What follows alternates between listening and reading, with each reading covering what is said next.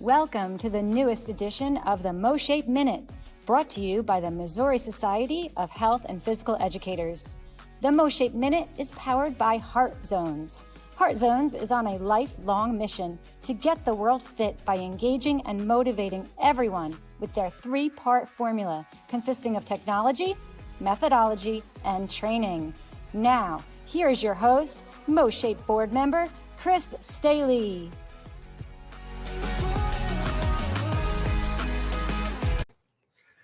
Thank you to New Jersey's own Dina for the marvelous introduction. I'm Chris Staley, and I'm back with another edition of the MOSHAPE Minute, and I am super excited as I have a very special guest joining me today. She's a fellow board member. She's a wonderful friend of mine, and all the way, hurts to say this as a Central Missouri graduate, but all the way from Northwest Missouri State, it's Mrs. Jodie Leiss. Jodie, how are you doing today?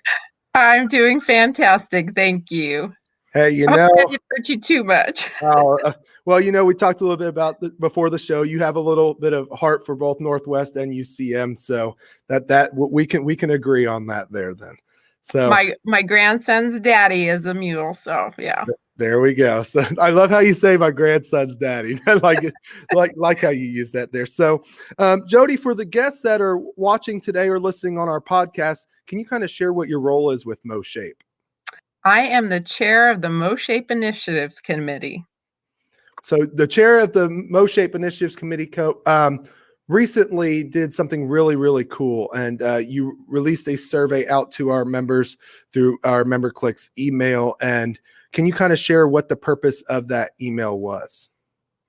Well, as you all know, this last year has been very challenging for a lot of us. And we kept hearing within our membership, with our fellow teachers in the news, how stressed teachers were. So we became pretty concerned about our MOSHAPE members and what is the status of their mental and emotional health. We know that they do a great job teaching social emotional skills to their students, but what about their own mental and emotional health? So we wanted to just kind of test the waters, see what was going on with them.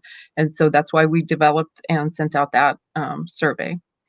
Yeah, it's amazing. I'm my school. We're back in the building starting this week. Actually, this is our first week back full time in the building, and we're getting students back next week. We're kind of going through some training and talking to a lot of teachers. They say, not even physical education teachers, just all the teachers in my building. We've talked about not only are the kids going through this mental and emotional health stuff, what about the teachers as well? So I think it was really cool to see the Initiatives Committee think about, hey, let's kind of see what this survey brings back, which goes to my next question. What did you find most interesting about the survey results?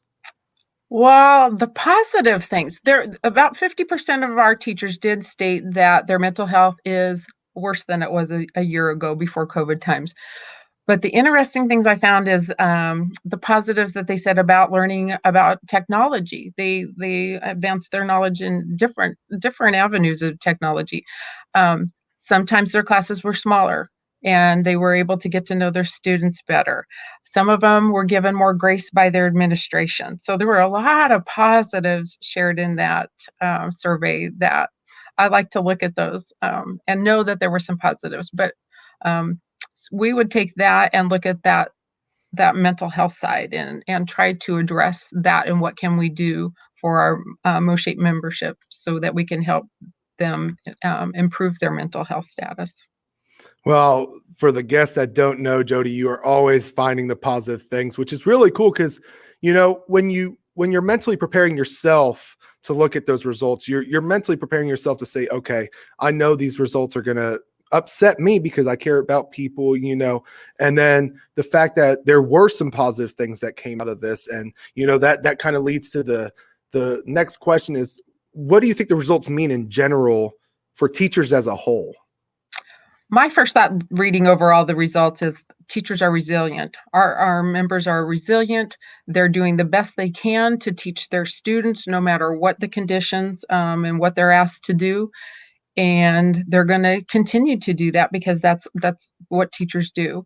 So the initiatives committee, and we've been getting together with the advocacy committee. We want to figure out how best to address those needs so that they can continue to do that as strong as they can, because they want to continue learning. They want to continue teaching their students to the best of their ability. But it's kind of hard to do that when the tank is empty and you're running on fumes. So we wanted to come up. We're working on different venues that we can start connecting our MOSHAPE membership with one another. Maybe they have similar issues that they're trying to teach through. Maybe so there's some new things that they've learned this year that they could share with others. I know some are asking for resources. Well, we have a lot of resources out there. So how do we connect them with some of the resources that have already been developed?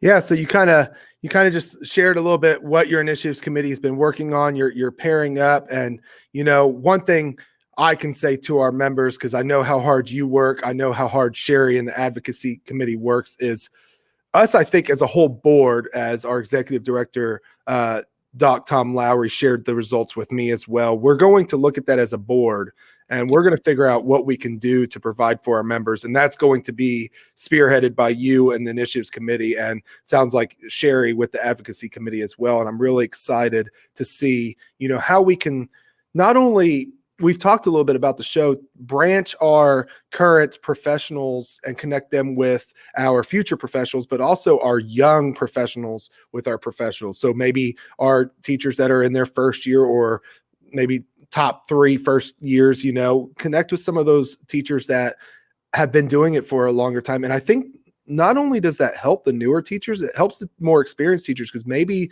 there's something being taught in the higher ed that we don't know, or the teachers that have been teaching for 15, 20 years, like, oh, I didn't think about that, and so I think what you're doing, where you want to do all this connecting stuff, is going to be a very, very positive thing, not just for future professionals or young professionals, but all professionals indeed. Exactly.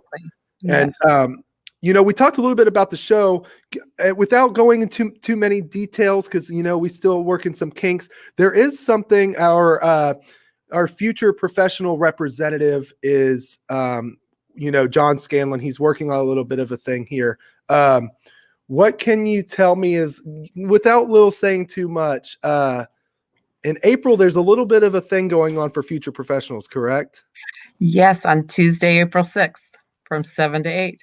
Oh, that's exciting. So, Jodie, thank you so much for joining me. It's a pleasure. I appreciate so much of what you're doing with MOSHAPE. It's miraculous, the work you're doing. I hope you have a great week up there in the wonderful part of the northwest part of Missouri.